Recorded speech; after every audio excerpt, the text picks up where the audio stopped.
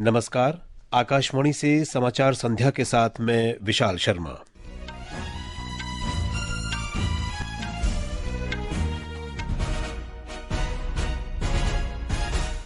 मुख्य समाचार।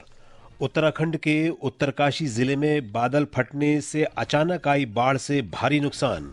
घटना में 4 लोगों की मौत और कई लापता। प्रभावित इलाकों में राहत और बचाव कार्य युद्ध स्तर पर जारी। प्रधानमंत्री नरेंद्र मोदी और गृह मंत्री अमित शाह ने स्थिति का जायजा लिया। भारत और फिलीपींस ने उन्नत रणनीतिक साझेदारी के अंतर्गत द्विपक्षीय सहयोग को दिशा देने के लिए पंचवर्षीय कार्य योजना को स्वीकृति दी। संसद ने मणिपुर में राष्ट्रपति शासन और 6 महीने बढ़ाने की मंजूरी दी। और रूस ने तेल आयात पर भारत का समर्थन करते हुए कहा, संप्रभु राष्ट्रों को स्वतंत्र रूप से व्यापारिक साझेदार चुनने का अधिकार। अब समाचार विस्तार से। उत्तराखंड के उत्तरकाशी जिले में हर्षिल क्षेत्र के धराली गांव में आज दोपहर बादल फटने से खीर गंगा नदी में अचानक आई बाढ़ से व्यापक तबाही हुई है। जिला आपातकालीन परिचालन केंद्र के अनुसार धराली बाजार क्षेत्र में भारी मलबा आने से इमारतों, होटलों और दुकानों को भारी नुकसान हुआ है। सेना, राष्ट्रीय आपदा मोचन बल, राज्य आपदा मोचन बल, जिला प्रशासन और अन्य संबंधित टीम राहत और बचाव कार्यों में सक्रिय रूप से लगी हैं। जिला मजिस्ट्रेट प्रशांत आर्य ने बताया कि प्रारंभिक सूचना के आधार पर 4 लोगों के मारे जाने की सूचना है। क्लाउड बस्ट होने से काफी पानी एक साथ आया है, एकदम से आया है और चूंकि वहाँ पे गेस्ट हाउस है और छोटे रेस्टोरेंट भी है और होटल्स भी है, उसी के मद्देनजर हमने अपना आर्मी का टीम हरसिल की है, उनको रिक्वेस्ट करके तुरंत भिजवा दिया था। लेकिन कुछ एक लॉसेस की सूचना है। मुख्यमंत्री पुष्कर सिंह धामी वरिष्ठ अधिकारियों के साथ लगातार संपर्क में हैं और स्थिति की लगातार जानकारी प्राप्त कर रहे हैं। उन्होंने कहा कि लोगों को प्राथमिकता के आधार पर सुरक्षित स्थानों पर पहुंचाया जा रहा है। प्रशासन पूरी तरह सतर्क है और प्रभावित नागरिकों को हर संभव सहायता प्रदान की जा रही है। बहुत तेज गति से मलबा आया है पानी के साथ। हमारा प्रयास है कि इस समय में सभी को जल्दी से जल्दी राहत के काम किए जाएं, बचाव के कार्य किए जाएं। जिला प्रशासन के लोग, साथ में हमारी सेना के लोग, एनडीआरएफ, एसडीआरएफ, आपदा प्रबंधन विभाग लगातार कोशिश कर रहा है। हमारी सर्वोच्च प्राथमिकता है कि सभी को इस समय राहत की जाए, सभी को बचाया जाए और हर प्रकार से जान माल की सुरक्षा की जाए। उत्तराखंड आपदा विभाग के सचिव विनोद कुमार सुमन ने आकाशवाणी को बताया कि राहत और बचाव कार्य जारी है। कई मकान और होटल पूरी तरह से ध्वस्त हो गए हैं। कई को बहुत गंभीर क्षति पहुंची है। कुछ लोगों के मृत्यु की भी सूचना है। केंद्र सरकार से हम लोगों ने एयर रेस्क्यू के लिए चिनूक हेलीकॉप्टर और MI-17 हेलीकॉप्टर मांगा है। उनकी तैयारी है। मौसम खराब होने के कारण थोड़ी सी दिक्कत हो रही है, लेकिन हम लोगों ने ये कहा है कि जहाँ तक संभव हो वहाँ भेज दें। वो भेजने की कार्रवाई की जा रही है। राष्ट्रपति द्रौपदी मुर्मू ने इस घटना में प्रभावित परिवारों के प्रति संवेदना व्यक्त की है। सोशल मीडिया पोस्ट में राष्ट्रपति ने राहत और बचाव कार्यों की सफलता की कामना की। प्रधानमंत्री नरेंद्र मोदी ने उत्तराखंड के मुख्यमंत्री पुष्कर सिंह धामी से बात कर स्थिति का जायजा लिया। सोशल मीडिया पोस्ट में श्री मोदी ने कहा कि राज्य सरकार की निगरानी में बचाव दल हर संभव सहायता प्रदान कर रहे हैं। प्रधानमंत्री ने इस घटना में प्रभावित लोगों के प्रति संवेदना भी व्यक्त की और उनकी कुशलता की कामना की।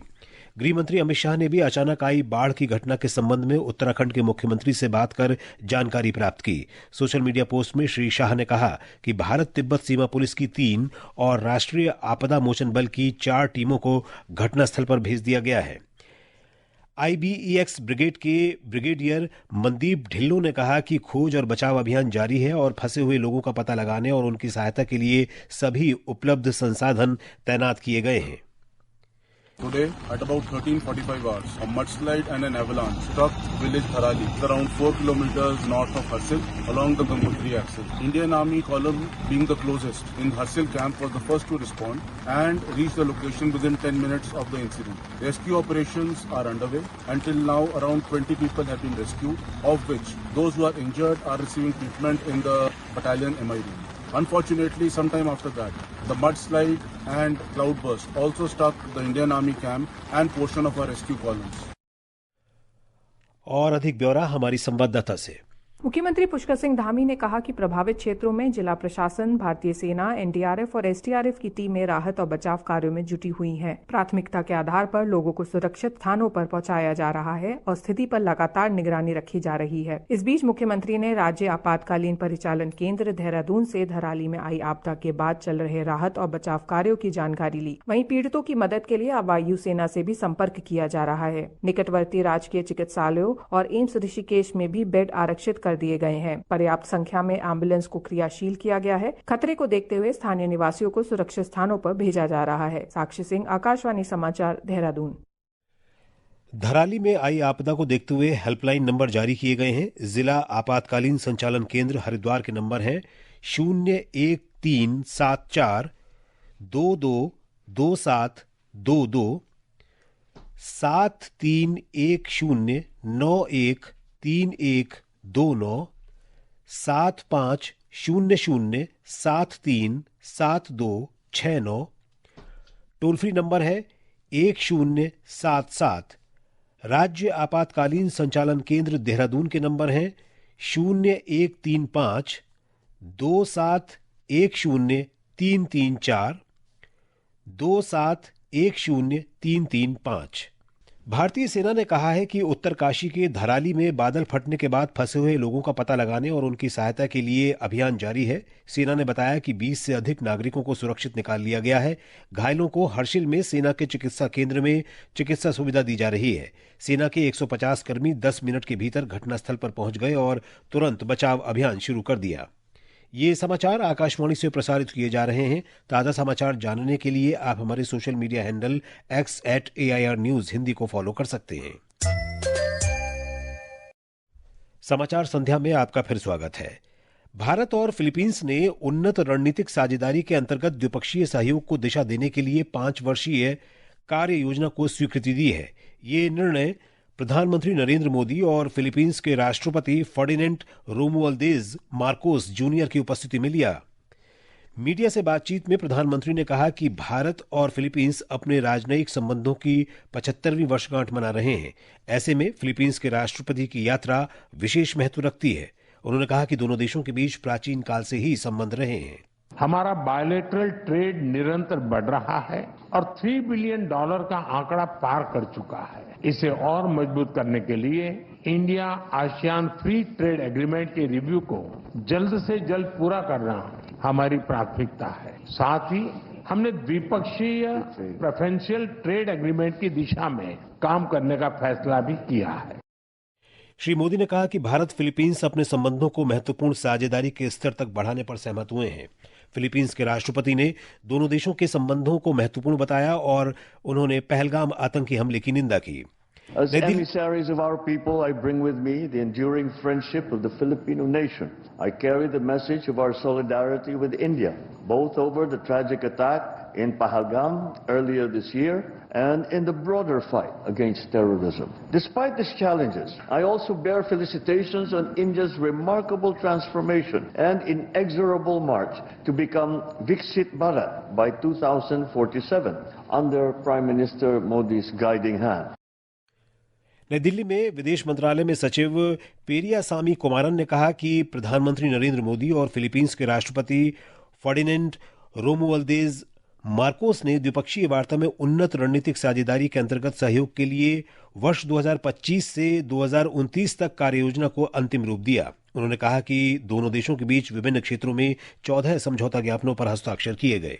During this visit, both Prime Minister Modi and President Marcos have agreed to elevate the India-Philippines bilateral cooperation to the level of strategic partnership, aimed at furthering our engagements across a vast number of sectors, including political cooperation, defense, security and maritime cooperation, trade and investment cooperation, healthcare and pharma, cooperation in science and technology, space, connectivity, digital economy, fintech, consular matters, culture, tourism, people-to-people exchanges, and closer cooperation on regional, multilateral, and international issues of mutual interest. Philippines के राष्ट्रपति कल नई दिल्ली पहुंचे थे। वे 8 अगस्त तक भारत में रहेंगे। संसद के दोनों सदनों की कार्यवाही आज विपक्ष के हंगामे के कारण दिन भर के लिए स्थगित कर दी गई। विपक्षी दल बिहार में विशेष गहन पुनरीक्षण के मुद्दे पर चर्चा की मांग कर रहे थे। इससे पहले संसद ने मणिपुर में राष्ट्रपति शासन की अवधि 13 अगस्त 2025 से अगले 6 महीने के लिए बढ़ाने के प्रस्ताव को भी स्वीकृति दे दी है। राज्यसभा ने आज इस प्रस्ताव को पारित कर दिया। लोकसभा पिछले सप्ताह ही इसे मंजूरी दे चुकी है। रक्षा मंत्री राजनाथ सिंह की अध्यक्षता में रक्षा अधिग्रहण परिषद ने आज 67,000 करोड़ रुपए के विभिन्न प्रस्तावों को मंजूरी दी। इन्फेंट्री कॉम्बैट व्हीकल बीएमपी के लिए थर्मल इमेजर आधारित ड्राइवर नाइट साइट की खरीद को स्वीकृति दी गई। नौसेना के लिए compact autonomous surface craft, BrahMos fire control system और लॉन्चर तथा Barak 1 point defence missile system के अपग्रेड की खरीद को भी स्वीकृति दी गई है। वहीं वायुसेना के लिए माउंटेन रडार की खरीद और सक्षम तथा स्पाइडर हथियार प्रणाली के उन्नयन को स्वीकृति दी गई है। जम्मू कश्मीर के पूर्व राज्यपाल सत्यपाल मलिक का आज दोपहर नई दिल्ली के राम मनोहर लोहिया अस्पताल में इलाज के दौरान निधन हो गया। वे 79 वर्ष के थे और लंबे समय से बीमारी से जूझ रहे थे। राष्ट्रपति द्रौपदी मुर्मू और प्रधानमंत्री नरेंद्र मोदी ने उनके निधन पर शोक व्यक्त किया है। निर्वाचन आयोग ने पश्चिम बंगाल सरकार को निर्वाचक पंजीयन अधिकारी और सहायक निर्वाचक पंजीयन अधिकारी के रूप में कार्यरत 4 अधिकारियों को निलंबित कर उनके खिलाफ प्राथमिकी दर्ज करने का निर्देश दिया है। इन पर चुनाव संबंधी कार्यों में लापरवाही बरतने और जानबूझकर अनधिकृत व्यक्तियों को जानकारी देने का आरोप है। ये समाचार हमारी वेबसाइट www.newsonair.gov.in और हमारे न्यूज ऑन एआईआर ऐप पर भी उपलब्ध है। रूस ने तेल आयात पर भारत का समर्थन करते हुए कहा है कि संप्रभु राष्ट्रों को स्वतंत्र रूप से व्यापारिक साझेदार चुनने का अधिकार है। रूस के प्रवक्ता दिमित्री पेस्कोव ने आज मॉस्को में भारत पर दबाव डालने के लिए अमेरिका की आलोचना की और ऐसी कार्रवाइयों को नाजायज बताया। उन्होंने कहा कि प्रत्येक देश को राष्ट्रीय हितों के आधार पर व्यापारिक संबंध बनाने का अधिकार है। ये टिप्पणी अमेरिका के राष्ट्रपति डोनाल्ड ट्रंप की रूसी तेल की खरीद और पुनर्विक्रय के लिए भारत पर शुल्क बढ़ाने की चेतावनी के बाद आई है। हिमाचल प्रदेश में मॉनसून सक्रिय बना हुआ है और कई हिस्सों में तेज बारिश ने जनजीवन अस्त व्यस्त कर दिया है। एक report.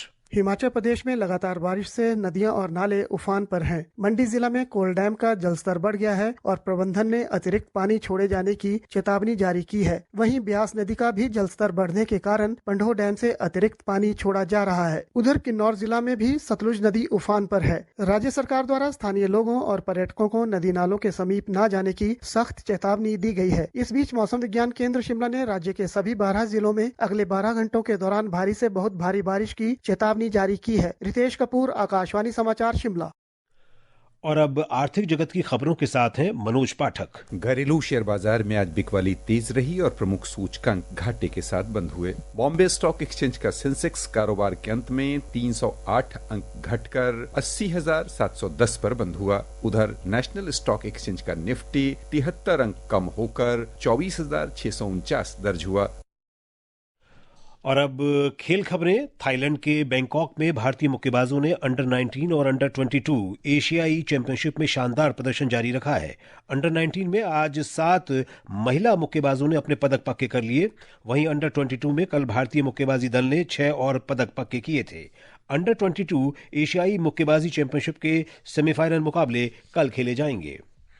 134वें Durand cup football tournament में भारतीय सेना एफटी ने त्रिभुवन सेना फुटबॉल क्लब को 1-0 से पराजित कर दिया है। नेपाल की त्रिभुवन सेना के 3 मैचों में 1 ही अंक रहा, जबकि भारतीय सेना के 2 मैचों में 3 अंक हो गए हैं। इस हार के साथ त्रिभुवन सेना की टीम टूर्नामेंट से बाहर हो गई और भारतीय सेना की टीम के लिए नॉकआउट की उम्मीदें बढ़ गई हैं। डूरंड कप में कल 2 मुकाबले खेले गए। ग्रुप बी के मुकाबले में लिस्टन कोलासो के 2 गोल की मदद से मोहन बागान सुपर जायंट ने बीएसएफ की टीम को 4-0 से हराकर लगातार दूसरी जीत दर्ज की। कोलासो के अलावा सहल अब्दुल समद और मनवीर सिंह ने भी मोहन बागान के लिए गोल दागे। वहीं ग्रुप एफ के मैच में रियल कश्मीर फुटबॉल क्लब ने तरु फुटबॉल क्लब को 2-1 से पराजित किया। अंत में मुख्य समाचार एक बार फिर। उत्तराखंड के उत्तरकाशी जिले में बादल फटने से अचानक आई बाढ़ से बाहरी नुकसान। घटना में 4 लोगों की मौत और कई लापता। प्रभावित इलाकों में राहत और बचाव कार्य युद्ध स्तर पर जारी। प्रधानमंत्री नरेंद्र मोदी और गृह मंत्री अमित शाह ने स्थिति का जायजा लिया। भारत और फिलीपींस ने उन्नत रणनीतिक साझेदारी के अंतर्गत द्विपक्षीय सहयोग को दिशा देने के लिए पंचवर्षीय कार्य योजना को स्वीकृति दी। संसद ने मणिपुर में राष्ट्रपति शासन और 6 महीने बढ़ाने की मंजूरी दी और रूस ने तेल आयात पर भारत का समर्थन करते हुए कहा, संप्रभु राष्ट्रों को स्वतंत्र रूप से व्यापारिक साझेदार चुनने का अधिकार। इसके साथ ही समाचार संध्या का ये अंक समाप्त हुआ। नमस्कार।